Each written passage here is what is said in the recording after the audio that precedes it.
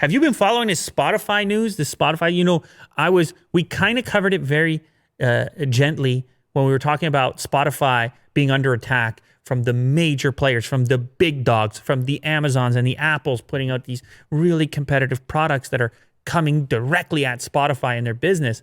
And now there's war inside. Now they got the inside problems. And of course, full disclosure, it's involving Joe Rogan. I've been on his podcast a number of times.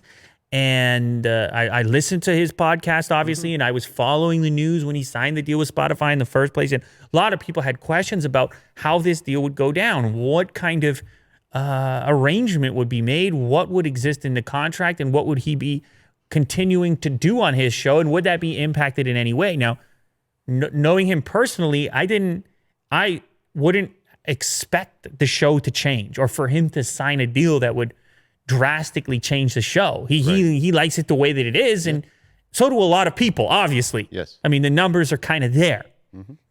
So if you're going to sign a deal with Spotify, you're gonna have to have a piece in there that gives you some kind of autonomy, some kind of editorial control over what you choose to publish. However, that doesn't change the fact that when you sign a deal with a big company, you become maybe one of the faces of that company. Yeah. That the members of that company, the employees of that company, have a right to feel whichever way they want to feel.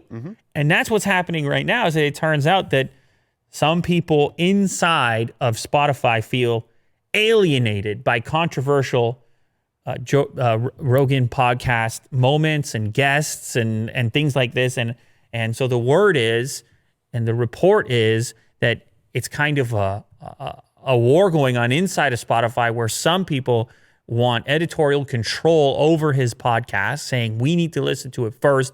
We need to be able to edit something out if it's a fact that's wrong, or if it's, I don't know, something we disagree with. I don't even, it's not an official proposal. It's just reports coming from the inside. In fact, someone claiming to be an employee of Spotify shows up anonymously in some message board. What is that, 4chan? If you scroll down, you probably know where that is. It doesn't look like Reddit. What is that, 4chan or something? I think it might be 4chan. Anyway, so you take it for what it's worth, but it says Spotify employee here. Our New York office is in full uproar against Joe Rogan. The New York office handles most of the media, and the Stockholm office, it's a company based in Sweden, obviously, as you know, Will, handles most of the tech. The CEO told them that he'll stay on the platform, and now the New York office wants to go on strike. So it's turned into a whole thing. And I mean, if this is to be believed, it's turned into a whole thing. And I'm hoping that inside of the agreement that Joe signed with Spotify, that he has the control necessary to make the editorial decisions, the guest decisions, and all these things without them being involved. I'm fairly certain that's the way the deal would be structured regardless.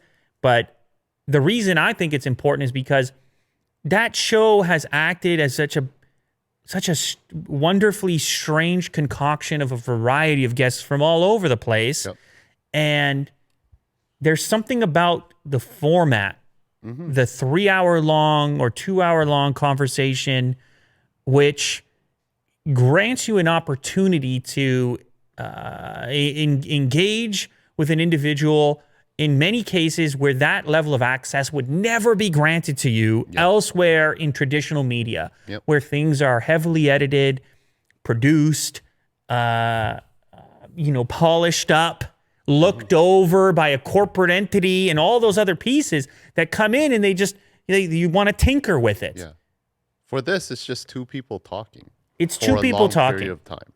And I understand philosophically there's people on all sides of this as far as whether or not someone who they disagree with should be granted a platform. A platform is the thing that always gets, Joe gave a platform to this person who I disagree with. It's okay. It's fine to disagree. I don't prescribe normally to the idea that a person should be removed from the conversation completely. I think there's other problems that arise if you attempt to just erase someone and say they don't deserve to speak. I think people can speak, and then those that listen have to come to draw their own conclusions, and hopefully those individuals are willing to do a little bit more research or look into alternative sources if they care enough in the first place to decide who gets to talk and not talk. To me, is a very difficult position and role, and I mean, it's impossible. It's actually, I think it would be an impossible thing to govern. Now, there have been guests in the past that on their own channels have completely gone overboard. And there have been guests and online personalities that have been reprimanded by the platforms.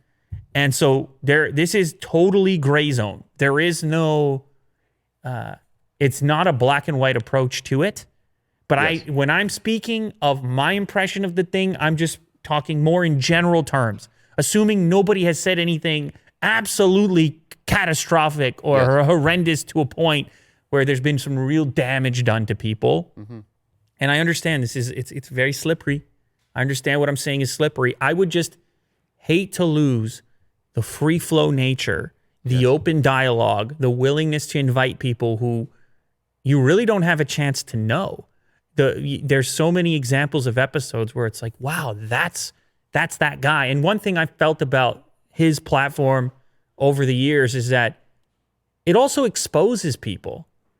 The thing about a 3-hour-long conversation unformatted is who you are is who you are. Yeah, you can't hide it.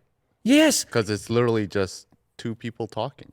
And when you look at the type of content we typically engage with online, which is edited, which is formatted, often the individual gets to really craft how they want you to perceive them.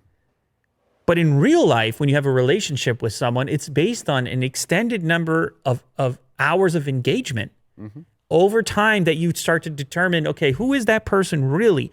Not what do they want me to see, which is the edited version of it. So in a way, this platform exposes the people who don't have much to stand on in the first place. And then it also gives a proper microphone to those that deserve it. It does it all. Of course, like anything else, there's benefits and drawbacks to that. But I hope that piece can remain. And maybe this Spotify thing can get sorted out and it can happen there. Or if it absolutely can't happen there, then hopefully it can happen somewhere. That's all I'm going to say on the matter. That's my position on it.